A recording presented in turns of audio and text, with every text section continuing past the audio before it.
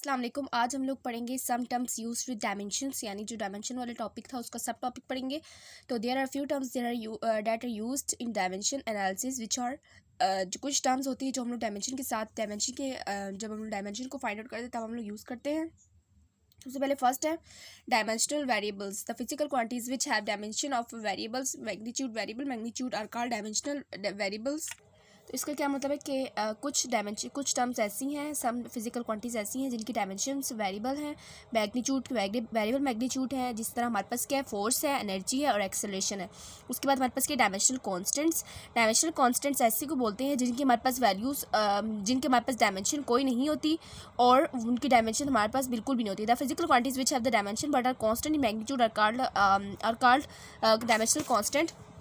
तो जो ऐसी फिजिकल क्वांटिटीज़ जिनकी हमारे पास क्या हो, डायमेंशन हो लेकिन वो मैग्नीट्यूड भी कांस्टेंट हो, तो उसको हम लोग क्या बोलते हैं, डायमेंशनल कांस्टेंट बोलते हैं। एग्जांपल हमारे पास क्या, स्पीड ऑफ लाइट और प्लैंक्स कांस्टेंट, ग्रेविटेशनल कांस्टेंट। इसके हमारे पास वैल्यू क्या है, 6.673 × 10⁻⁻11 और प्लैंक्स कांस्टेंट के हमारे पास 6.6 × 10⁻34 और स्पीड ऑफ लाइट की हमारे पास क्या है, 6 × 10⁻30 आई थिंक सो। तो इस तरह करके हमारे पास जो वैल्यूज़ हैं इनके हमारे पास स्पीड का हमारे पास क्या मतलब है, यानी वेलोसिटी तो हमारी वेलोसिटी की वैल्यू तो सेम रहेगी लेकिन हमारे पास जो इनकी जो वैल्यूज़ है ना, मैग्नीट्यूड इनकी कांस्टेंट है, यानी जो हमारे जब मैंने आपको जो वैल्यू बताई है ये हमेशा कांस्टेंट रहेंगी। डायमेंशन लेस वेरिएबल्स, जिनकी डायमेंशन नहीं होती उनको हम लोग क्या बोलते हैं, dimensionless variables. The physical quantities which have no dimension but changing magnitude, जिनकी डायमेंशन नहीं होती लेकिन उनकी क्या होती है, मैग्नीट्यूड बार बार चेंज हो रही है, तो उनको हम लोग क्या बोलते हैं, डायमेंशन लेस वेरिएबल्स बोलते हैं। जिस तरह हमारे पास एग्जांपल है प्लेन एंगल और सॉलिड एंगल। प्लेन एंगल हम लोग इसे बोलते हैं, प्लेन एंगल हमारे पास वन डायमेंशनल होता है जबकि सॉलिड एंगल 2 डायमेंशनल होता है, जबकि सॉलिड एंगल हमारे पास क्या होता है, 3 डायमेंशनल होता है। और स्ट्रेन हमारे पास क्या है, इलास्टिसिटी मॉड्यूलस हमारे पास है, ठीक है। स्ट्रेन के बारे में आपने पहले पढ़ा हुआ 9th में। डायमेंशन लेस कॉन्स्टेंट्स, अब हमारे पास है डायमेंशन लेस कॉन्स्टेंट जो जिनके हमारे पास डायमेंशन ना हो लेकिन वो कांस्टेंट हो मैग्नीट्यूड में, ठीक है। Physical quantities which have no dimension but आपको हेडिंग पढ़ते साथ ही पता चल जाती है, but having constant magnitude are called dimensionless constant. जिससे हमारे पास प्योर नंबर्स है और द नंबर पाई, इनके हमारे पास डायमेंशन नहीं होती लेकिन ये हमेशा क्या रहती है, कांस्टेंट इन मैग्नीट्यूड है, ठीक है। मैंने जिस तरह आप लोगों को पिछले लेक्चर में बताया कि जो हमारे पास वॉल्यूम का फॉर्मूला था 4/3 πr3, जिसमें हमारे पास 4/3 पाई क्या है, ये हमारे पास क्या डायमेंशन लेस कॉन्स्टेंट्स है, ठीक है।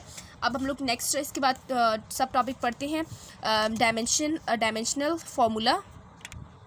The expression which shows how and which of the base quantities represent the dimension of physical quantities called dimensional formula. जो एक्सप्रेशन में क्या बताती है कि कैसे और कौन सी फिजिकल बेस क्वांटिटीज हमारे पास डायमेंशन को रिप्रेजेंट कर रही है, किसी भी फिजिकल क्वांटिटी की डायमेंशन को रिप्रेजेंट कर रही है, इसको हम लोग क्या बोलते हैं, डायमेंशनल फार्मूला बोलते हैं of the given physical quantities. For example the dimensional formula volume का क्या होता है, वॉल्यूम का हमारे पास m⁻⁻0 L³ T⁻0। तो ये कैसे है मैं आप लोगों को भी बता।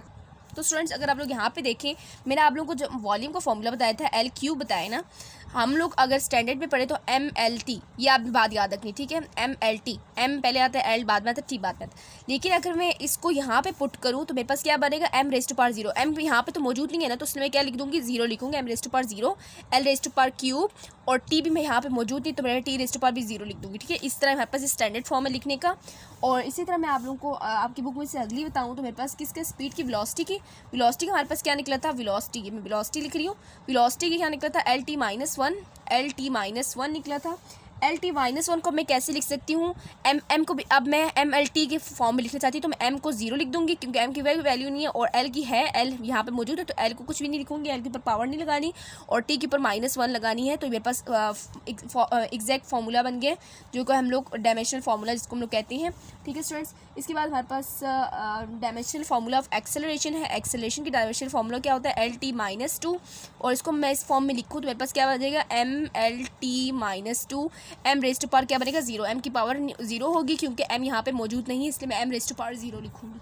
उसके बाद हमारे पास क्या, डायमेंशनल इक्वेशन किसे कहते हैं हम लोग, an equation obtain bye equating a physical quantity. किसी भी फिजिकल क्वांटिटी को जब हम लोग इक्वेट करें यानी उसको हम लोग बनाएं तो उसके बाद जो हमारे पास उसका जो फॉर्मूला और उसका जो डायमेंशनल फॉर्मूला होता है वो हमारे पास क्या बन जाता है, डायमेंशनल इक्वेशन बन जाता है ऑफ दैट फिजिकल क्वांटिटीज। उसके बाद हमारे पास क्या लिखा हुआ था, the dimensional equations are the equations which represent the dimension of physical quantity in terms of base unit. वो हमें क्या डिस्क्राइब करती है, फिजिकल क्वांटिटी की डायमेंशन बताती है इन terms of base quantities. Base quantities असल में होती क्या, ड्राइव होती है, लेकिन वो हमारे पास बेस क्वांटिटीज को जब हम लोग उनको प्रोडक्ट करें तो हमारे पास क्या बनता है, ड्राइव फिजिकल क्वांटिटीज बनती हैं। The dimensional equation of volume, velocity, force and mass density may be expressed as mass density के हम लोग देखते हैं भी इसका हमारे पास क्या होता है। तो स्टूडेंट्स अगर आप यहाँ पे देखें वेलोसिटी का मैंने आप लोगों को वॉल्यूम को मैंने आप लोगों को बता दिया। वॉल्यूम हम लोग इसको ऐसे शो करते हैं और वॉल्यूम हमारे पास ऐसे शो होता है, जबकि हमारे पास वेलोसिटी हमारे पास ऐसे शो होता है और एक्सेलरेशन हमारे पास कैसे होता है, m/t-2 m⁻⁻2 इसके बाद हम लोग अगली बात करते हैं कि फोर्स हमारे पास किसके बराबर होता है, ma के बराबर होता है ना। फोर्स का मैं भी इसी तरह शो करना चाहती हूँ। तो मैस हमारे पास m/l/t, एक्सेलरेशन l/t-2 है और फोर्स को मैंने ऐसे शो कर दिया क्योंकि फोर्स में हमारे पास मैस आ रहा है, इसीलिए हम लोग यहाँ पे मैस को ऐड करने की दोबारा ज़रूरत नहीं है। अब उसके बाद मैं अगला देखूँ तो मेरे पास क्या डेंसिटी और rho equal to mass divided by volume, mass divided by volume. Mass divided by volume के बराबर होता है ना रो। तो मैं अगर इसकी डेंसिटी इसके डायमेंशन बनाना चाहूँ तो मैस के लिए कैपिटल M लिख दूँगी और वॉल्यूम के लिए मैं क्या लिख दूँगी, L3। जिस तरह मैंने अभी यहाँ पे बताया आप लोगों को L3 है। तो अगर मैं इसकी फाइनल फॉर्म लिखूँ तो मेरे पास क्या बनेगा, ML3। अब इसको मैं अगर इसको मैं डायमेंशनल इक्वेशन की फॉर्म में लिखना चाहूँ तो मैं कैसे लिखूँगी, रो is equal to ML3 T0 मैंने क्यों लिखा है, क्योंकि आप लोग यहाँ पे रो के डायमेंशन में देख रहे होंगे टी का तो कोई नामो निशान नहीं है। तो टी कहाँ से है, टी के पावर मैंने 0 लिखी है, इसका क्या मतलब है टी यहाँ पे मौजूद नहीं है।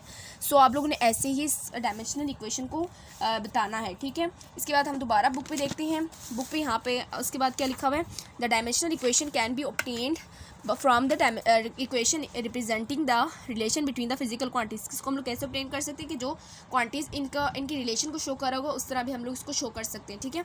एडवांटेज ऑफ डायमेंशनल एनालिसिस, इसकी वजह से हम लोग क्या कर सकते हैं कि जो इक्वेशन हमें गिवन होती है ना उसको हम लोग इसकी एग्जैक्टनेस यानी वो सही कितनी हद तक सही है उसको भी हम लोग चेक कर सकते हैं।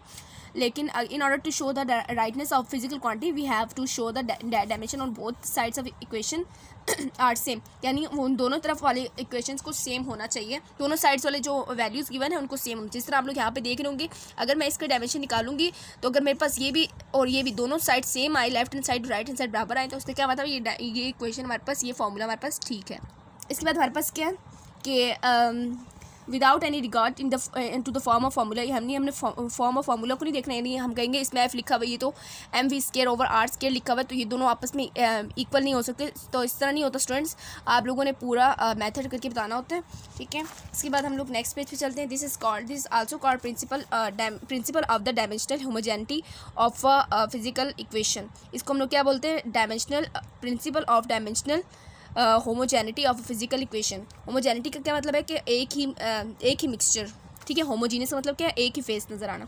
लिमिटेशंस क्या है, even if a physical relation is dimensionally correct it doesn't prove that the relation is physically correct. अगर एक जो हमारे पास रिलेशन है, फिजिकल रिलेशन, वो अगर डायमेंशनली करेक्ट है उसका ये मतलब नहीं कि वो असल में भी करेक्ट होगा। Does a dimensionally correct equation need not to be actually an exact correct equation. यानी अगर मैं कोई फॉर्मूला ऐसा बता दूं कि वो तो डायमेंशन के लिहाज से करेक्ट हो, लेकिन आपने कभी ज़िंदगी में ना पढ़ा हो तो वो इस तरह उसकी एक लिमिटेशंस है, इसीलिए यहाँ पे लिमिटेशंस का वर्ड लिखा हुआ है। There is a dimensionally correct equation need not be actually an exact, यानी जो डायमेंशनली करेक्ट होगा वो हमेशा, ये ज़रूरी नहीं है कि वो हमेशा ही करेक्ट इक्वेशन हो, बट डायमेंशनली रॉन्ग। लेकिन जो डायमेंशनली जो गलत आ रहा है ना, इसका मतलब है वो असल में ही गलत है। जो करेक्ट होगा वो पक्का नहीं होगा कि करेक्ट, यानी फिज़िकल यानी रियलिटी में वो एग्जिस्ट कर रहा हो ये फार्मूला, ऐसा नहीं हो सकता। लेकिन जो असल में जो गलत है ना, वो डायमेंशनली जो गलत है वो फिज़िकली भी गलत है, ठीक है। ड्राइविंग अ पॉसिबल फार्मूला, किसी भी पॉसिबल फार्मूला को हम लोग ड्राइव कर सकते हैं। Dimensional analysis can be use to derive a physical formula possible formula, but the success of this method depends upon the correct guessing of various factors.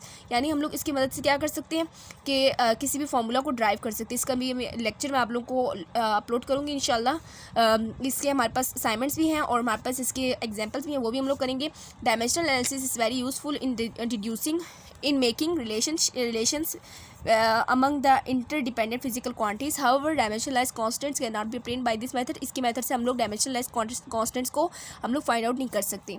तो इस तरह की मैं आपको बाद में बताऊंगी, सब आपको बाद में पता चलेगा. The method of dimension can only test the dimensional validity but not the exact relationship between the physical quantities in any equation. It doesn't distinguish between the physical quantities having same dimension. ये हमारे पास कभी भी जो दो physical quantities होंगी उनके दरमियान में हमें फ़र्क नहीं बता सकता. ठीक है स्टूडेंट्स, यहाँ पे हमारे लेक्चर कंप्लीट होते हैं. अब इंशाल्लाह नेक्स्ट लेक्चर में डायमेंशंस के एग्जांपल और असाइनमेंट्स के साथ मिलते हैं नेक्स्ट लेक्चर में. टिल देन अल्लाह हाफिज़. वीडियो पसंद आए तो लाइक भी करना ना भूलें.